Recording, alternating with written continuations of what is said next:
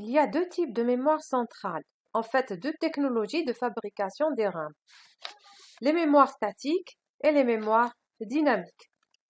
La SRAM, la mémoire statique, est la plus ancienne utilisée. Donc la technologie de la SRAM diffère de celle de la DRAM car les bits y sont mémorisés par des bascules électroniques dont la réalisation nécessite 6 transistors par bit à mémoriser. Il faut savoir qu'elle est très coûteuse par rapport à la DRAM.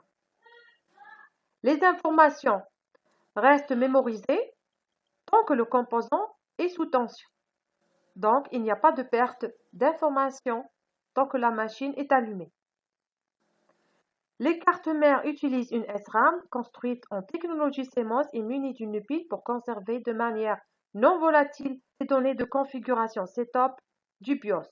Donc, c'est la technologie SRAM qui est utilisée pour sauvegarder les informations ou la configuration du BIOS.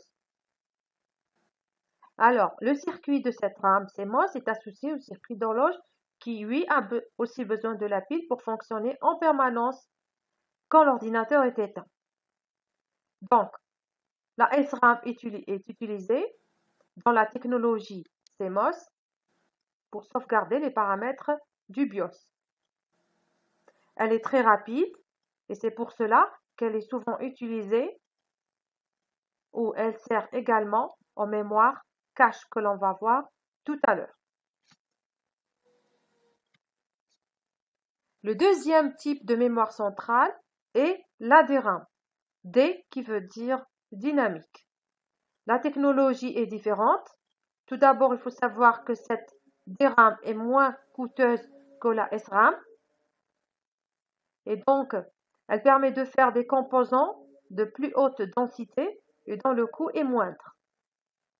Haute densité, c'est-à-dire qu'elle peut sauvegarder un très grand nombre d'informations. Chaque bit d'une DRAM est mémorisé par une charge électrique stockée dans un condensateur. L'avantage de cette technologie, c'est qu'elle est peu encombrante. Mais l'inconvénient, c'est que l'information, contrairement à la SRAM, n'est pas sauvegardée d'une façon permanente. Et donc, le condensateur se décharge au bout de quelques instants, mesuré en millisecondes, et un temps de rafraîchissement est nécessaire pour recharger l'information dans les condensateurs. C'est pour cela que l'on appelle ce type de mémoire dynamique.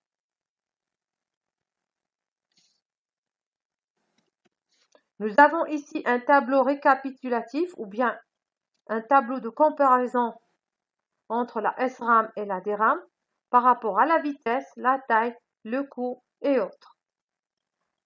Nous remarquons que les SRAM est plus rapide que la DRAM, c'est pour cela que cette technologie est utilisée dans la mémoire cache. Concernant la taille, les SRAM ont une taille plus petite que les DRAM, mais cependant restent plus coûteuses par rapport aux mémoires dynamiques.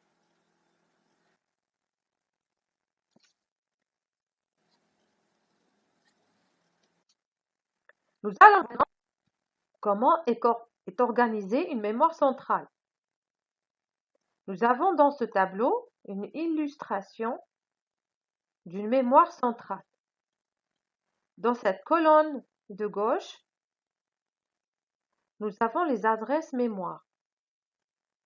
Dans ces colonnes de droite, nous avons ici 8 cases. Chaque case représente un bit. Donc, nous avons dans chaque ligne, ici, un mot mémoire constitué de 8 bits. Cette partie-là constitue la partie des données et cette colonne constitue la partie des adresses mémoire. Donc, une mémoire centrale peut être vue comme un large vecteur de mots. Donc, voici les vecteurs des mots. Un vecteur, ici, est constitué par 8 bits.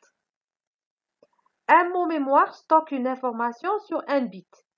N en général, donc ici nous avons n égale à 8.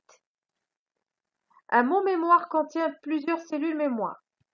Les cellules ici sont représentées ici, ce sont les bits. Une cellule mémoire stocke un seul bit. Donc ce que je viens de dire, donc une cellule représente un bit. Chaque mot possède sa propre adresse. Voici un mot ici, une suite de valeurs 0, 0, 0, 1, 1, 1, 1, 0. Cette suite de valeurs constitue un mot. L'adresse de ce mot, ce sont les valeurs exactes, cette valeur hexadécimale qui se trouve tout à fait à gauche. Donc, une adresse est un numéro unique qui permet d'accéder à un mot mémoire. Cette adresse permet d'accéder à ce mot mémoire. Donc, ici, nous avons l'information ou bien la donnée mémoire et ici, nous avons l'adresse mémoire. Les adresses mémoire sont séquentielles, c'est-à-dire consécutives. Voici les adresses mémoire. Donc, cette adresse, c'est la première, la deuxième, la troisième, et ainsi de suite. Elles sont séquentielles, c'est-à-dire elles suivent un ordre. Si nous avons, par exemple, une adresse en 3 bits, la première adresse sera 000, la deuxième 001, la troisième 010, et ainsi de suite. La taille de l'adresse, c'est-à-dire le nombre de bits, dépend de la capacité de la mémoire. Bien sûr, nous allons voir tout à l'heure que plus la taille en fait de l'adresse mémoire est grande, plus on peut adresser un grand nombre de vecteurs. Si nous avons une taille d'adresse de 3 bits, nous aurons au maximum 2 à la puissance 3 de mots mémoire possibles. Donc voilà un récapitulatif de ce que l'on vient de dire. Donc ce tableau ou bien ce vecteur constitue une matrice adresse donnée. Donc cette cellule peut contenir un seul bit ici. Ce vecteur ou bien cette case mémoire qui est un ensemble de cellules contient le même mot mémoire de n bits où n égale à 8. Contenu d'une case mémoire, ici un mot mémoire de 8 bits. Donc un mot mémoire se trouve à chaque adresse, ici. Les mots sont constitués de plusieurs bits et on décrit une mémoire grâce à deux chiffres indépendants.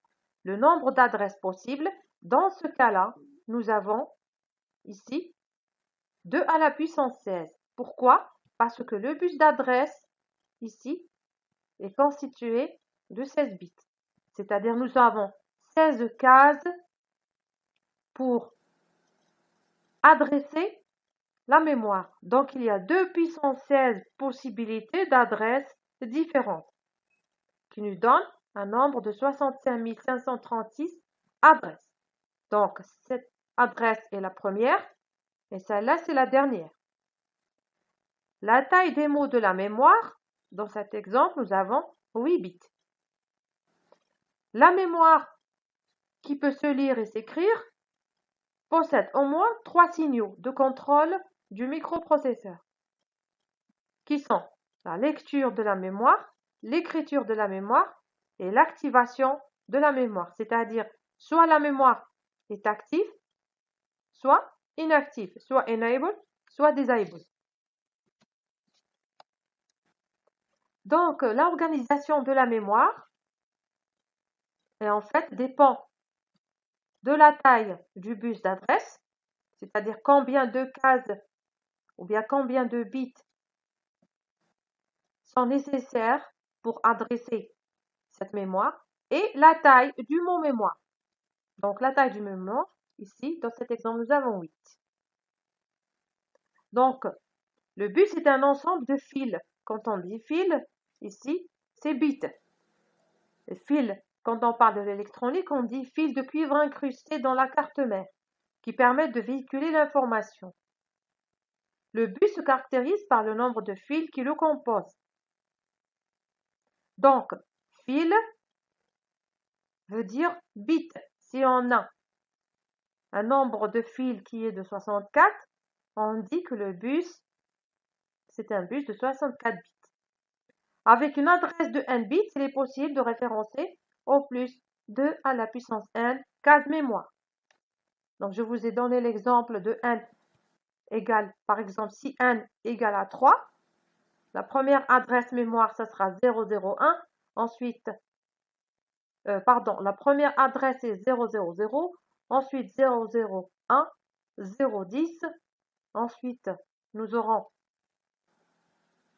011, et ainsi de suite. Ensuite, 100, 101, et ainsi de suite. Nous aurons 2 à la puissance 3, c'est-à-dire 8 possibilités d'adresses différentes. Le nombre de fils d'adresse d'un boîtier mémoire définit le nombre de cases mémoire. Donc, ça définit le nombre de mots mémoire. Il y a combien de mots mémoire à adresser? Combien d'adresses, c'est-à-dire combien de mots mémoire. Chaque case est remplie par un mot de données. Ici, c'est le mot de données. Sa longueur M, ici M égale à 8, est toujours une puissance de 2. 2 à la puissance 3, 8 bits, 2 à la puissance 4, 16 bits, et ainsi de suite. Dans cet exemple-là, le tableau qui représente la mémoire, l'adresse de chaque case mémoire est sur 16 bits. Ici, c'est sur 16 bits. Donc, la première adresse en hexadécimal, c'est celle-ci, en binaire. Et avec cette adresse, on peut adresser 2 à la puissance 16 cases mémoire.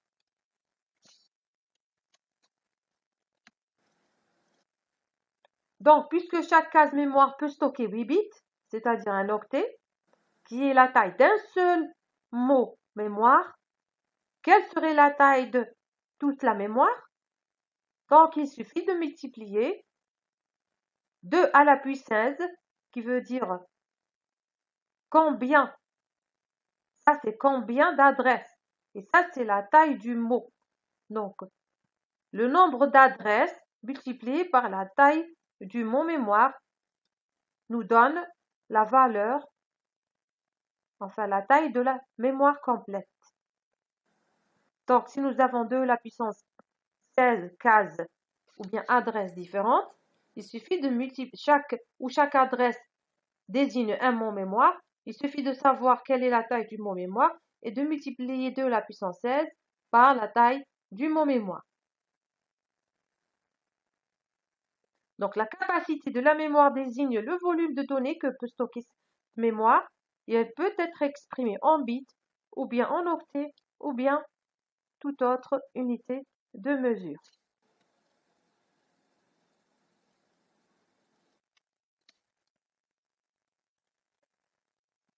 Donc, on revient à ce schéma qui définit la structure physique d'une mémoire centrale. Il y a le registre d'adresse mémoire, le registre de données mémoire. Donc, c'est par rapport à ce que l'on vient d'expliquer. Le registre d'adresse mémoire stocke l'adresse du mot et le registre de données mémoire stocke le mot mémoire, c'est-à-dire l'information à partir de la mémoire ou l'information à écrire dans la mémoire. Donc, il s'agit en fait soit de lire ou bien d'écrire. Le décodeur, il permet de sélectionner un mot mémoire. Donc, le bus d'adresse nous ramène l'information qui est l'adresse du mot mémoire. Donc, lorsque cette adresse est mise dans le registre d'adresse mémoire, le décodeur se charge de sélectionner ou bien de retrouver à partir de cette adresse le mot mémoire. Ici, nous avons la commande RW. C'est par cette commande que l'on peut savoir s'il s'agit d'une opération de lecture ou bien d'écriture. Donc, si la valeur de RW est égale à 1, alors il s'agit d'une lecture. Sinon, c'est une écriture. Si c'est une lecture, donc nous avons ici la structure interne de la mémoire avec les adresses et les données. Donc, s'il s'agit d'une lecture, le bus d'adresse va contenir l'adresse du mot à lire. Une fois le décodeur sélectionne le mot mémoire, donc ce mot mémoire sera stocké dans le registre de données mémoire et ensuite vers le bus de données. S'il s'agit d'une opération d'écriture, donc nous avons bien sûr le bus d'adresse qui contient l'adresse du mot mémoire, le décodeur qui va atteindre le mot mémoire, mais aussi le bus de données va contenir la valeur de la donnée ou bien du mot à écrire. Cette information sera stockée dans le registre de données mémoire et ensuite dans la structure interne de la mémoire.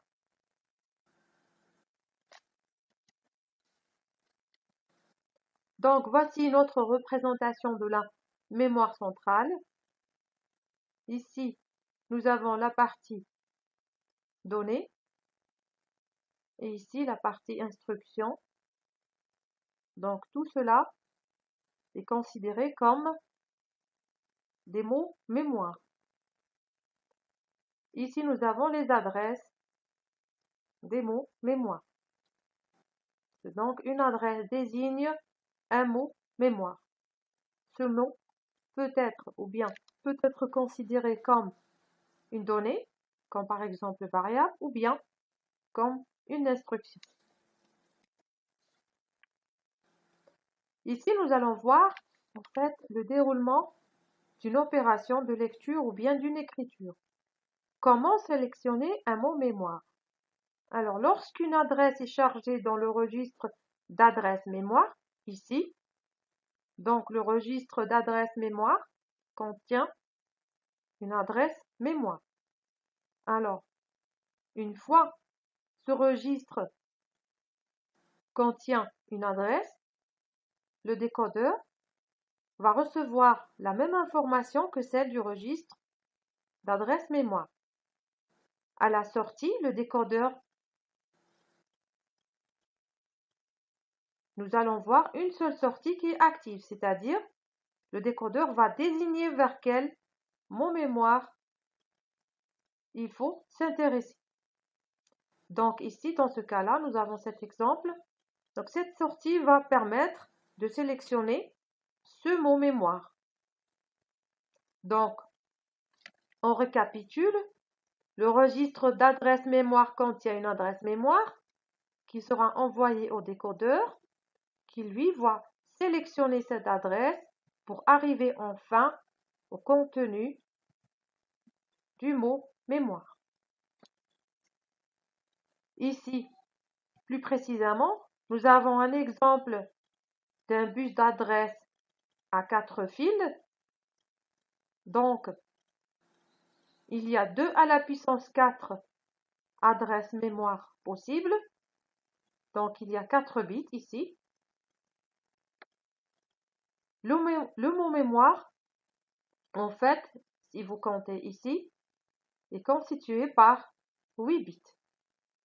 Il y a le bus d'adresse, le bus de contrôle et le bus de données pour charger les mots mémoire.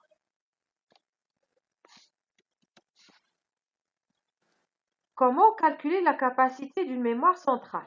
En fait, nous avons N et K. N, la taille du bus d'adresse, ou bien le nombre de fils d'adresse, qui désigne aussi la taille du registre d'adresse mémoire. Et nous avons le K, qui désigne la taille du bus de données. Nous pouvons dire que c'est la taille du mot mémoire, qui est égale aussi à la taille du registre de données mémoire.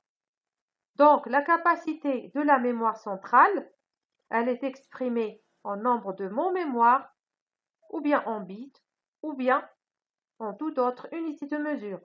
La capacité totale de la mémoire est égale au nombre, ou bien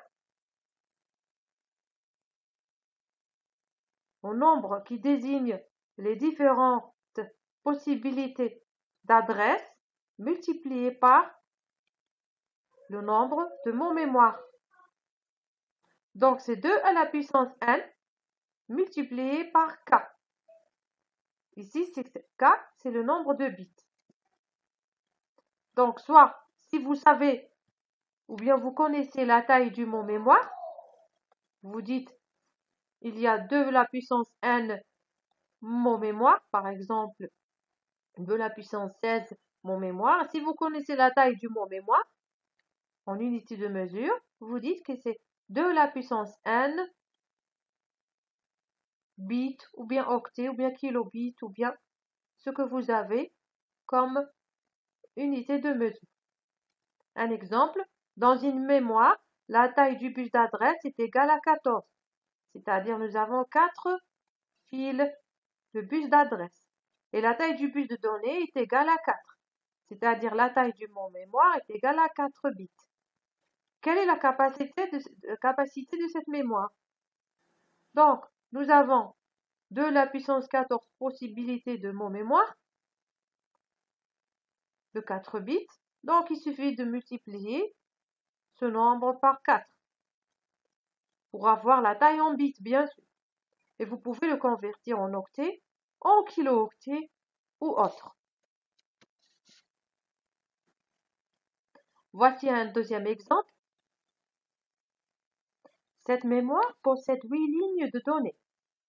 Donc, on considère que cette mémoire a une capacité de 8 kilo-octets. Un octet égale 8 bits. Donc, le bus de données possède 8 lignes. C'est-à-dire que chaque case mémoire sauvegarde un mot de un octet. Donc, le O désigne octet, qui veut dire la taille du mot mémoire. Et dans cette partie-là, 8 kilos, c'est le nombre d'adressages possibles.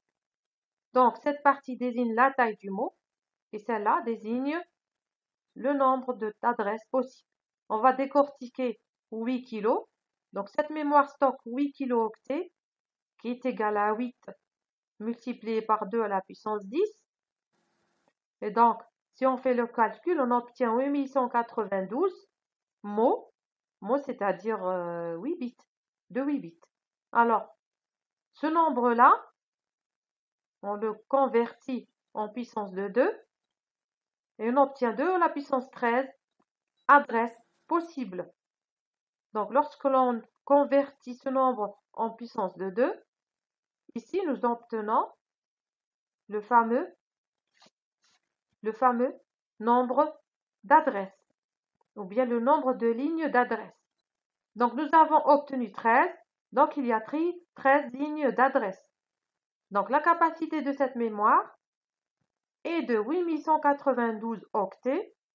Si vous convertissez en bits, vous obtenez la capacité en bits.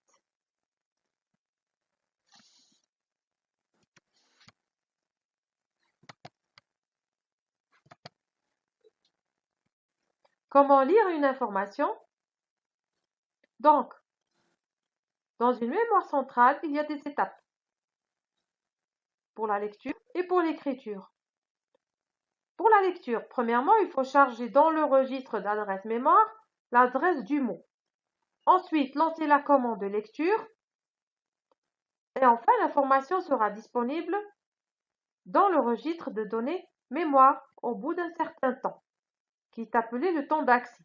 Bien sûr, ici, le décodeur joue un rôle dans la recherche du mot par rapport à l'adresse. C'est-à-dire, une fois l'adresse connue, le décodeur va reconnaître ou bien va rechercher le mot mémoire correspondant à cette adresse et enfin le mettre dans le registre de données mémoire. Comment cette information est écrite? Alors, il y a le chargement de l'adresse, bien sûr, dans le registre d'adresse mémoire, l'adresse où se fera l'écriture. Il y a bien sûr un mot mémoire qui sera écrit dans la mémoire. Il est placé dans le registre de données mémoire. Donc, cette information sera écrite. Et ensuite, à partir de la commande, lancer l'écriture de ce mot-là